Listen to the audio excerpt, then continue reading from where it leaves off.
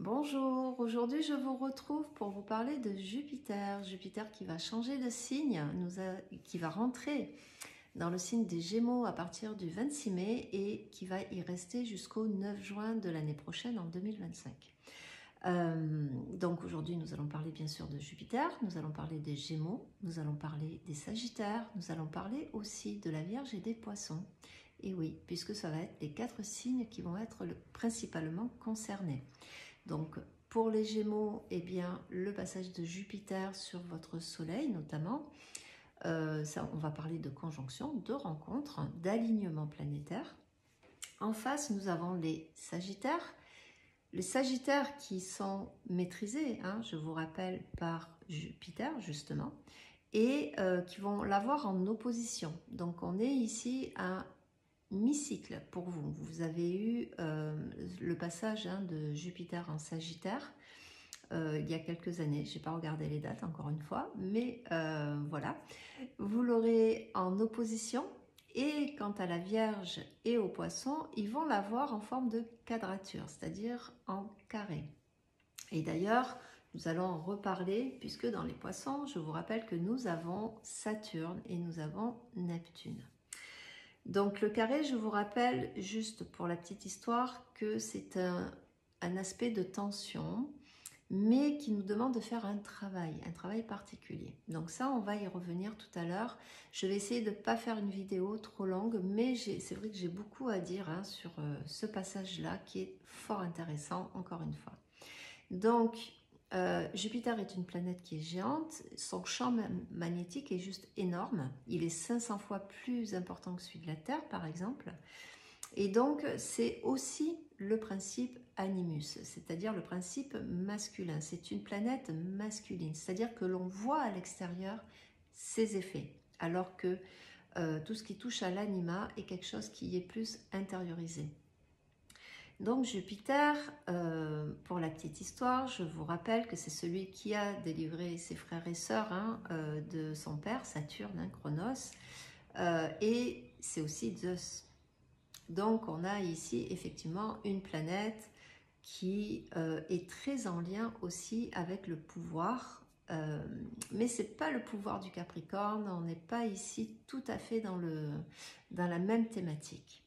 Donc Jupiter est une planète qui va maîtriser 2 signes. Il va maîtriser tout d'abord le Sagittaire et il va aussi maîtriser le signe des Poissons. C'est le 2e maître des Poissons, il faut le savoir, avec Neptune. Son expression, encore une fois, n'est pas la même. Tout comme Mercure, qui maîtrise le signe des Gémeaux, mais qui maîtrise aussi le signe de la Vierge. Donc, on a la même... On va dire, on a le même principe, mais pas utilisé de la même façon. Dans le Gémeaux, Mercure ici vient signer tout ce qui est de la créativité intellectuelle, de tout ce qui est communication, tout ce qui passe, tous les réseaux, tous les canaux de la communication se font à partir du Gémeaux. Mais ça n'est pas que ça. Le Gémeaux, c'est rattaché à la maison 3. La maison 3, c'est la maison, je vous rappelle que les maisons en astrologie sont les domaines de vie. Vous avez le signe du zodiaque qui est une typologie, qui est un archétype, alors que les maisons, ce sont les domaines de vie. Et dans la maison 3, eh bien, le domaine de vie, c'est les premiers liens, c'est les premières interactions. C'est l'enfant qui part à la maternelle, qui part à l'école, qui va se faire les premières amitiés, les premières disputes. La maison 3, on a tendance à dire, et je ne suis pas complètement d'accord avec ça, des fois j'ai entendu dire la maison 3 c'est un peu la maison fourre-tout. Non, ça n'est pas la maison fourre-tout, elle est essentielle et elle a bien une typologie particulière. La maison 3, ça va être tout ce qui est du petit trajet. Mais on reste quand même dans le lien. On va se déplacer pour aller faire ses courses, on se met en lien avec le commerçant. Donc cette histoire de lien est très importante. C'est les premières interactions, c'est les premières connaissances. Quand nous allons à l'école élémentaire ou à la maternelle, on apprend ce qu'on appelle, je crois à l'école, c'est la première sociabilisation en fait. Donc on va interagir et on sort un peu du giron, hein, du giron parental, hein, le père, la mère, voilà. Alors il représente aussi la fratrie, les frères et les sœurs, ça peut représenter les cousins, ça peut représenter l'adolescent, bien entendu, hein, Mercure. Mais c'est comment nous interagissons et comment notre cerveau aussi va faire ses premières connexions. On ne peut pas, et c'est grâce à cette maison que nous ne sommes pas non plus des îles hein, en plein milieu de l'océan, évoluant tout seul, sans interaction. Le fait de faire une vidéo, de vous parler, c'est très Gémeaux par exemple. J'utilise un canal de communication, ici la vidéo, pour pouvoir interagir avec vous, pour pouvoir vous expliquer les choses à ma façon, à ma manière. Voilà, donc cette maison 3 est très importante. Les premières connaissances, les premiers liens, et c'est aussi les premières interactions.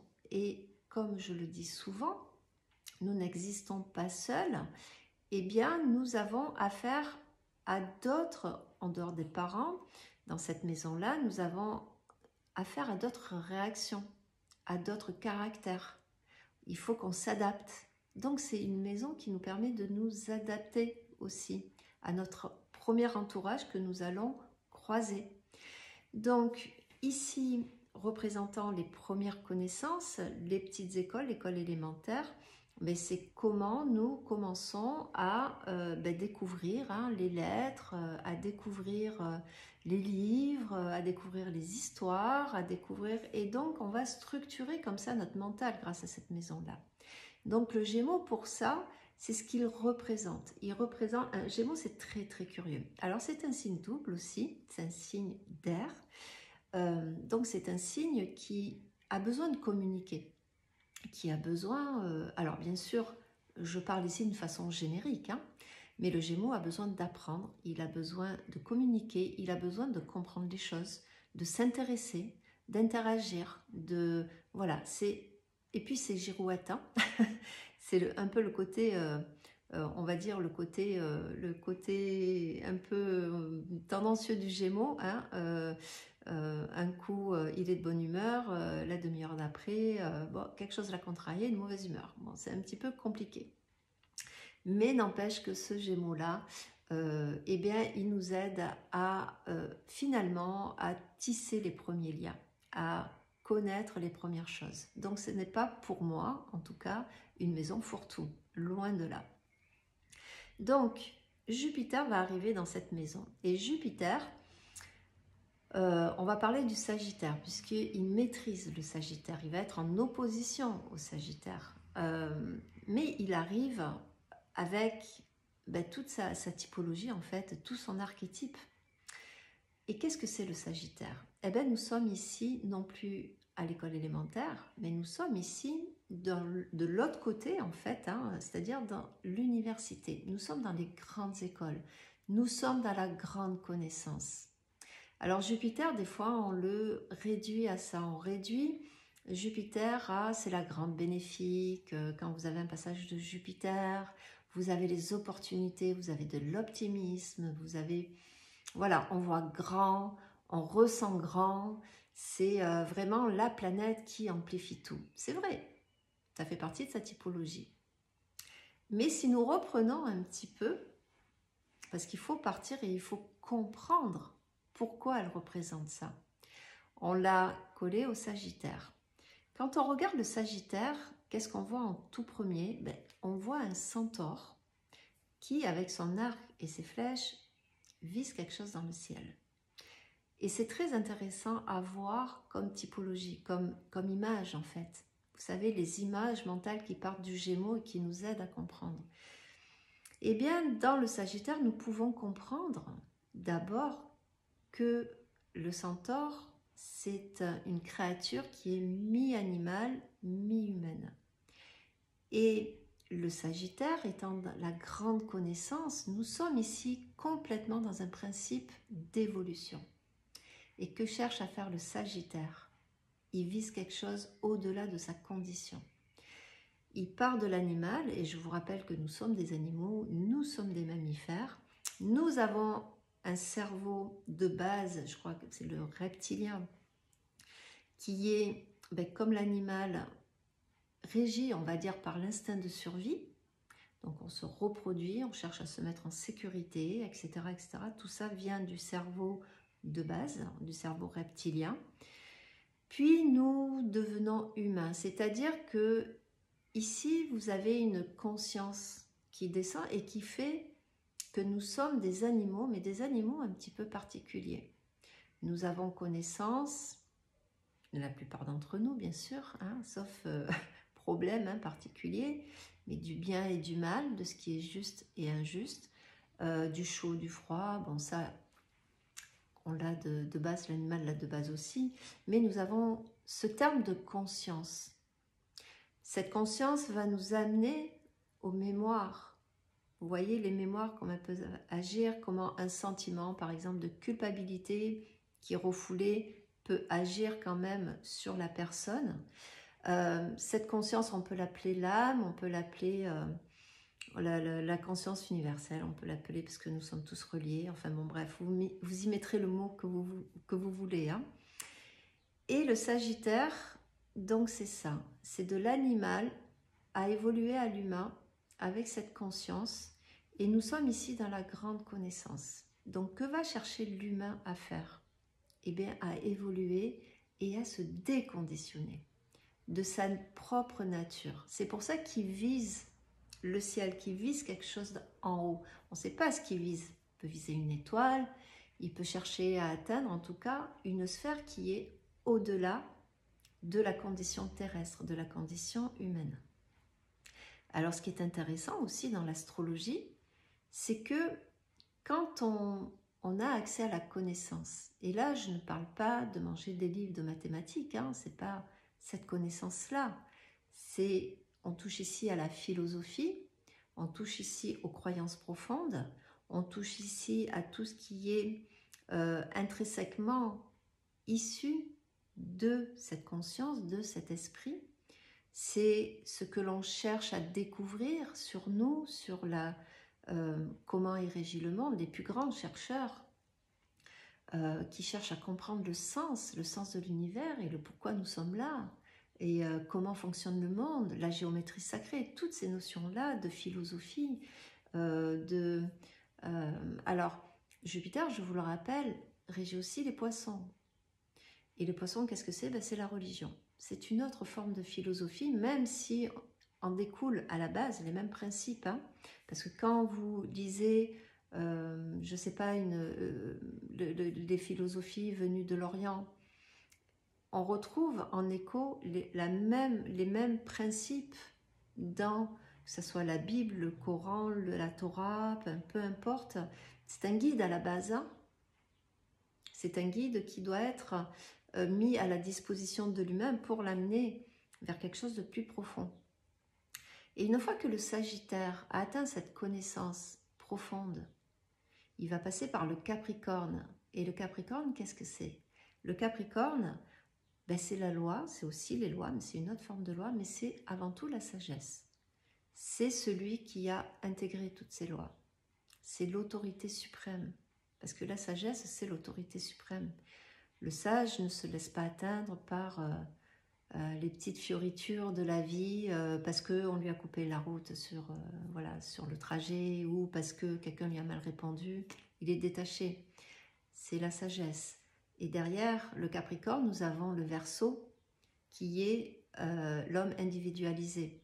Vous savez, la fameuse individualité mais côté Jung, hein, qui dit qu'il a finalement marié ces deux principes de l'ombre et de la lumière et qui est complètement intègre et qui après va partir vers le Poisson, se détacher de cette sphère terrestre dans laquelle il n'a plus rien à y faire finalement.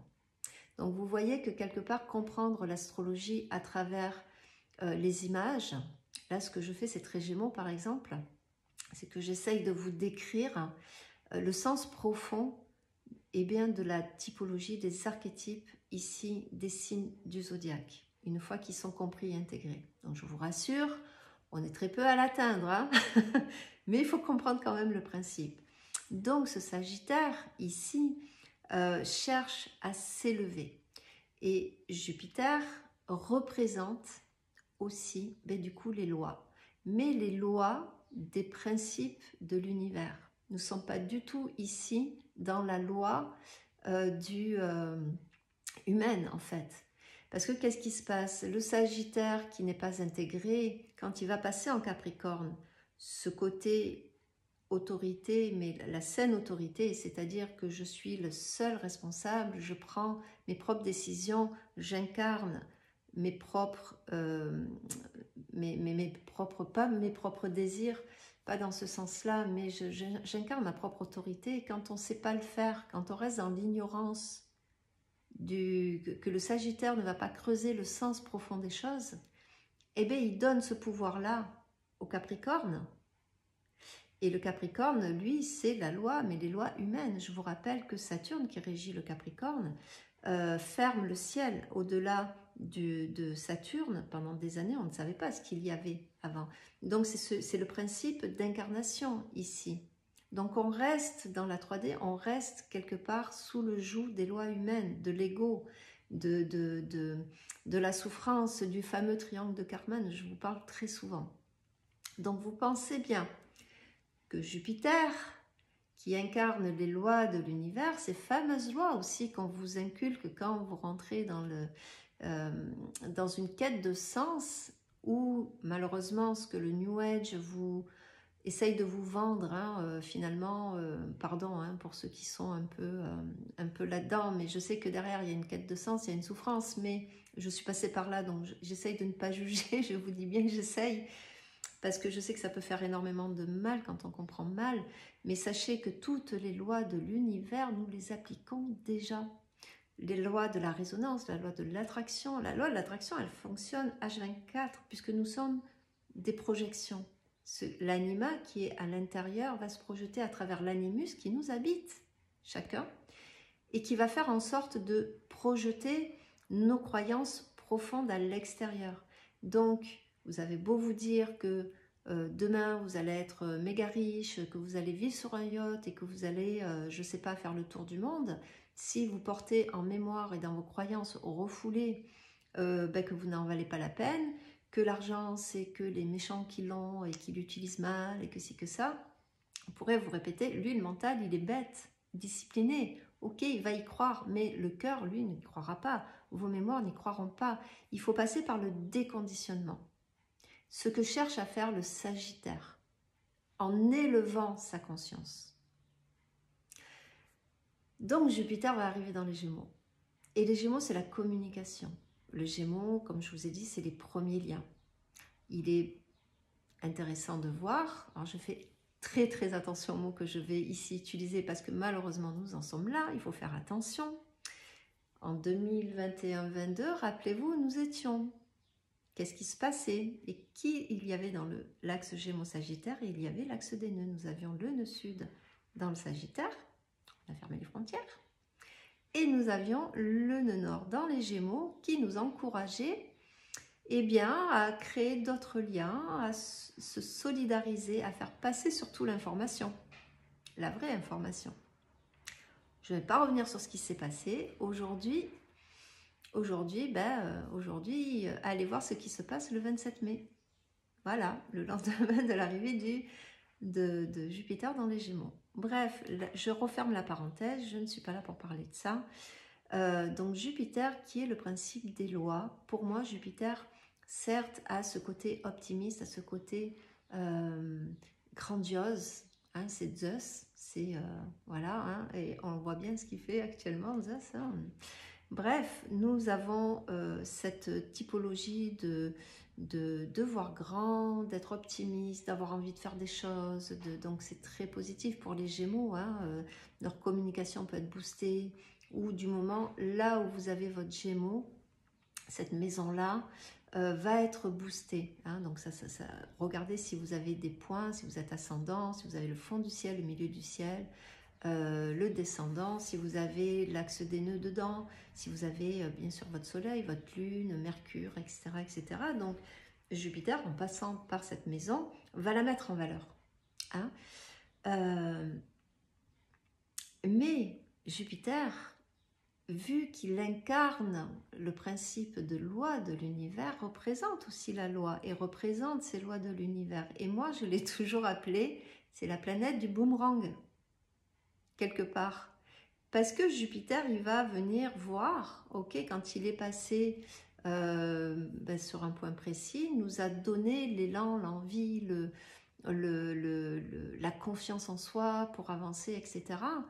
Mais quand il arrive à un point qui est un petit peu, on va dire, plus délicat, si vous n'avez pas compris les choses, si vous êtes allé trop loin, si vous avez trop dépensé, si vous avez eu trop confiance en vous, si vous avez échappé même à certaines choses parce qu'il vous a porté chance à cette époque-là, attention à la loi du retour du bâton.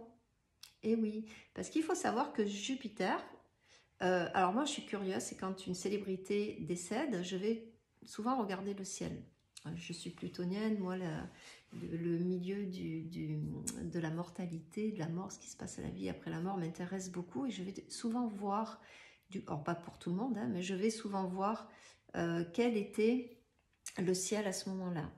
Et bien, à un moment donné, j'ai constaté, et j'étais très surprise, c'est que Jupiter a été toujours, mais toujours à un point particulier.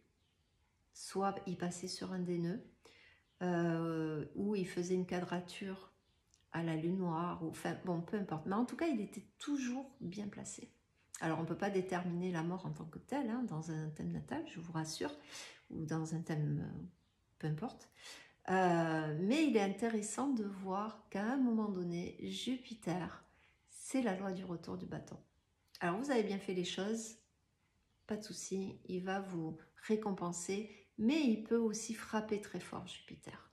Et oui, parce que c'est cette fameuse loi de l'univers, c'est tout ce qui se rapporte à quelque chose qui est dans notre conscience, dont nous n'avons pas toujours conscience, mais qui régit toutes les lois. S'il y a de la vie, il va y avoir de la mort. Il fait jour, il va faire nuit. Ça inclut tout ce qui touche à la géométrie sacrée, tout ce qui touche à travers le langage, les sons. En fait, si vous voulez, le spectre est très large. Donc, il est important d'en prendre conscience de ça. Donc, il va être face au Sagittaire. Donc, ami Sagittaire, ici, vous avez un principe d'intégration, ici, qui s'opère. C'est une opposition, est une énergie où il faut trouver le juste milieu. Donc, on est à mi-cycle, ici pour les Sagittaires, donc on est dans un principe d'intégration. En ce qui concerne la Vierge et le Poisson, et nous allons le voir, mais la Vierge et le Poisson, là on prépare quand même l'arrivée de Pluton en Verseau, hein, je vous le rappelle, qui va être très bénéfique hein, pour ce signe-là, de toute façon, pour ces deux signes-là.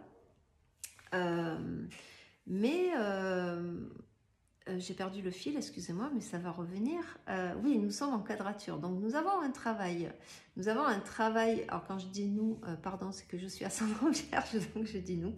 Les Vierges et les Poissons vont devoir faire un travail de compréhension avec le Gémeaux et Jupiter dans les Gémeaux. Il va falloir avoir une certaine ouverture ici, c'est le travail qui est demandé. Donc la Vierge, effectivement, c'est aussi Mercure, mais la Vierge, c'est pas forcément un signe de communication. C'est un signe de compréhension qui va voir le détail dans le détail. Hein. C'est pas le Mercure du Gémeaux qui, lui, a besoin de communiquer, a besoin de comprendre, d'apprendre. Voilà, c'est pas du tout la même expression de Mercure ici.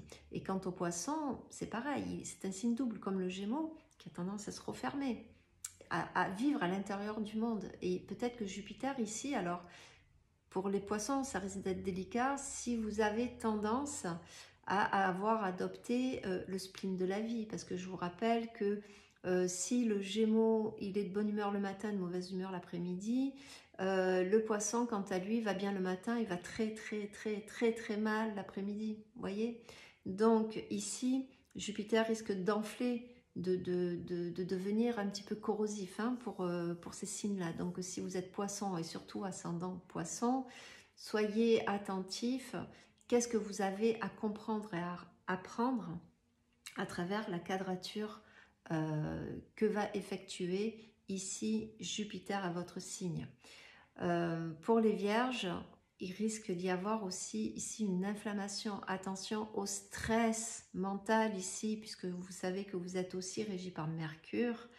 Il peut y avoir un stress amplifié ici avec Jupiter, d'accord, mais il y a un désir derrière de comprendre, de structurer. Alors la Vierge, si elle est en plein apprentissage, si elle veut développer un concept, si elle veut apprendre, donner des cours par exemple, moi je sais que c'est une idée qui me trotte dans la tête, ça va amplifier ce désir, ça va donner, ça va allier, si vous voulez, la curiosité avec le côté mental, analytique de la Vierge, mais ça peut générer du stress parce que la Vierge, elle veut être parfaite.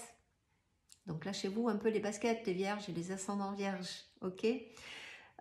Donc ça, c'était pour vous expliquer un petit peu ce que va influencer pour ces 4 signes Jupiter. Donc Jupiter, de manière générale, dans le Gémeaux, va octroyer un besoin de communiquer, un besoin de se lier autrement, de faire front. Alors effectivement, c'est intéressant de voir aussi que nous avons les JO qui arrivent avec ça.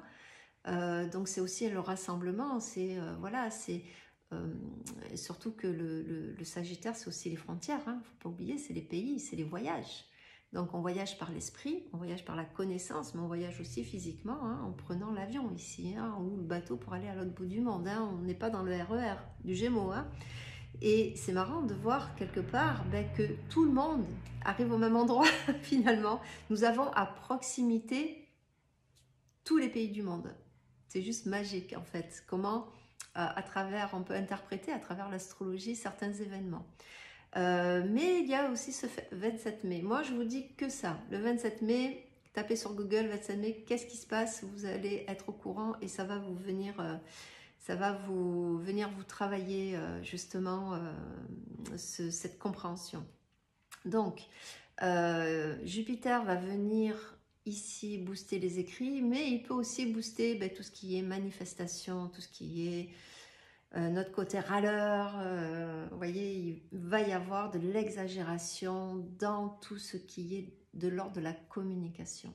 Ça peut donner également aussi, surtout quand Pluton va passer définitivement dans le Verseau, vraiment le type booster de l'IA. Hein. C'est vrai que là, on arrive où les choses risquent de s'accélérer pour le coup. Voilà. Alors en termes de transit, ce qu'il y a d'intéressant à voir, c'est que quand il rentre dans le Gémeaux, il sera en bon aspect avec ce fameux Pluton qui, je le rappelle, est en train de rétrograder, va arriver au 29e degré, va finir de tout détricoter là, ce qu'il avait fait depuis 2008, avant de rentrer définitivement dans le Verseau pour 20 ans. Donc il est ici en trigone. Je vais essayer de ne pas me tromper. Pas du sextile, c'est bien du trigone. Donc, il y a une accélération. Il peut y avoir des lois qui vont passer, des dernières lois, hein, voilà, certaines choses qui peuvent s'inscrire ici dans la durée, bien entendu. Mais en avançant, et il va... alors, encore une fois, je n'ai pas préparé ma vidéo, donc je n'ai pas marqué mes dates, mais j'essaierai de le marquer dans le descriptif de la vidéo. Mais il va se mettre en quadrature avec Neptune et avec Saturne. Donc avec Neptune, il me semble de mémoire que c'est tout le mois d'octobre, c'est en octobre. Mais à partir, il me semble, de juillet-août et quasiment jusqu'à janvier, je crois, il me semble bien, mais ça va durer quelques mois. Il va être en carré avec Saturne. Rappelez-vous ce que je vous ai dit en début de vidéo. Jupiter représente les lois de la conscience, les lois de l'univers. Saturne représente la loi de l'humain, de l'ego. C'est la mémoire ici. Il marque les générations. Je vous rappelle que Saturne fait le tour du zodiaque en 30 ans. Donc il marque les lois. Donc nous avons ici à 2 types de lois. Quelque part la loi de Dieu et la loi de l'humain, et qui sont en bis-bis. Un est chez Jupiter. Je vous rappelle que Saturne est dans le Poisson.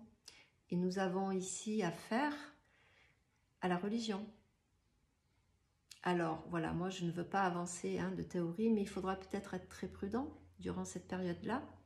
Je vous rappelle que le poisson, dans son expression et son côté sombre, c'est bien ici que je t'embrouille. Hein. Donc, Saturne dans le poisson, ici, voilà, peut faire passer certaines lois ben voilà, qui sont pas hyper justes, qui sont pas... voilà. Mais à titre d'information, c'est intéressant parce que ici, le travail demandé est peut-être de trouver du sens. Je vous rappelle aussi que Saturne dans le poisson, c'est la quête de sens. Il y a des choses que l'on intègre et que l'on comprend ici.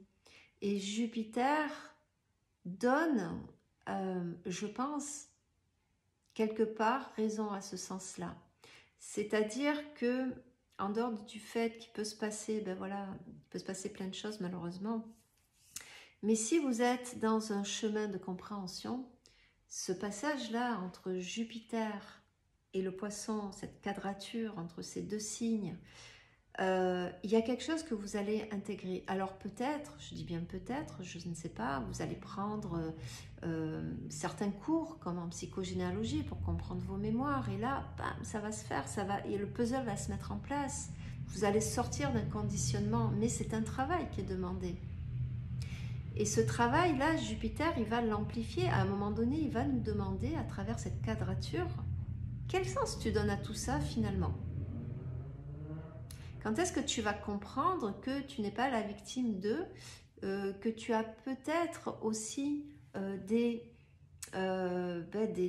instincts de survie, des instincts de protection vis-à-vis de toi, mais qui ne sont pas adéquates pour l'instant et ce que tu vis, que tu as besoin de passer à autre chose.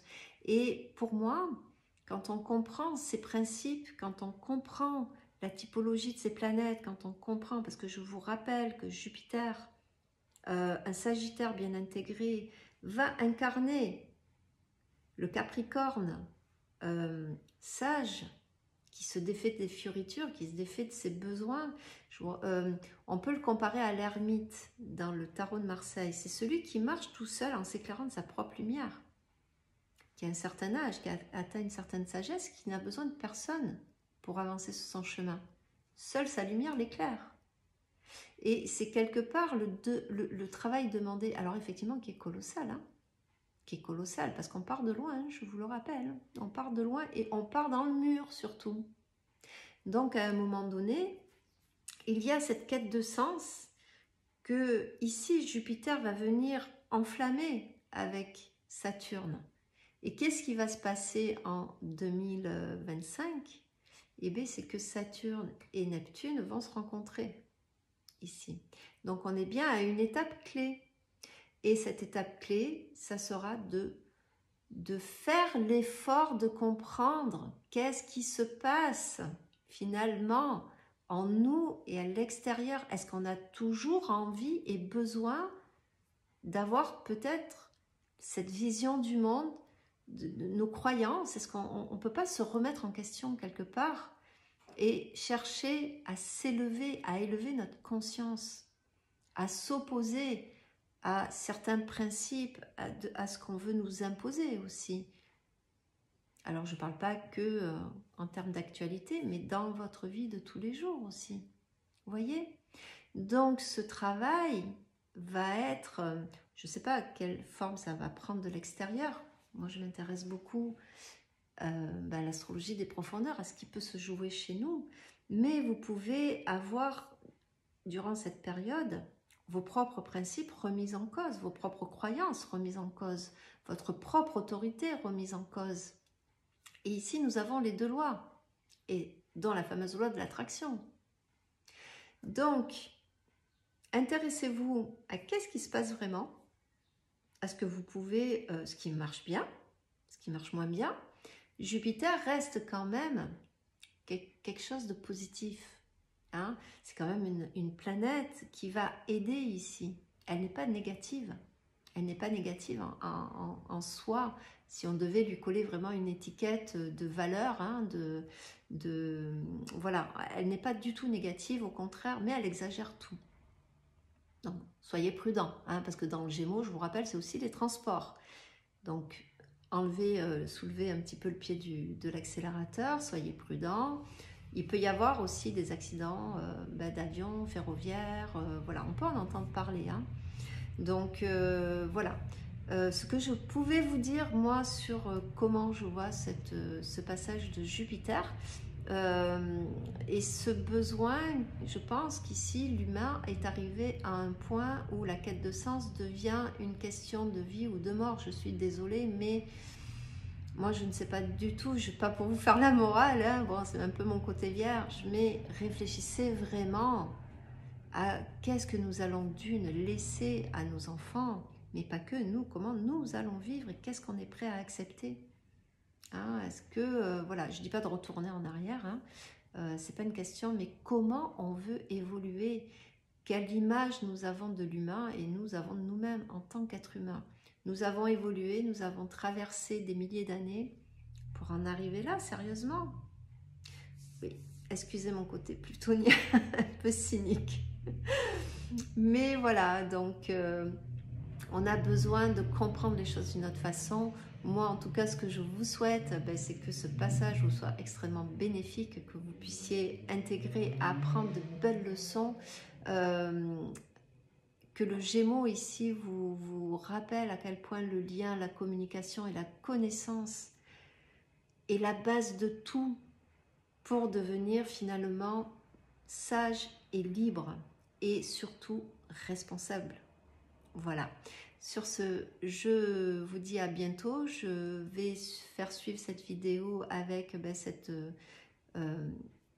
pleine lune en Sagittaire chez justement Jupiter. Hein, voilà. Je la fais en suivant, mais j'espère que cette vidéo, n'hésitez pas à commenter, à me dire votre façon de penser aussi, hein, parce que on a tous des idées différentes, donc même ceux qui ne sont pas d'accord avec moi, il n'y a pas de souci, je suis là, on peut débattre, il n'y a aucun souci avec ça. Je vous remercie pour de vous abonner, de parler, hein, de me laisser des commentaires et de m'encourager comme vous le faites. En tout cas, moi je vous dis à très vite, je vous retrouve pour la prochaine pleine lune. Voilà, au revoir, à bientôt.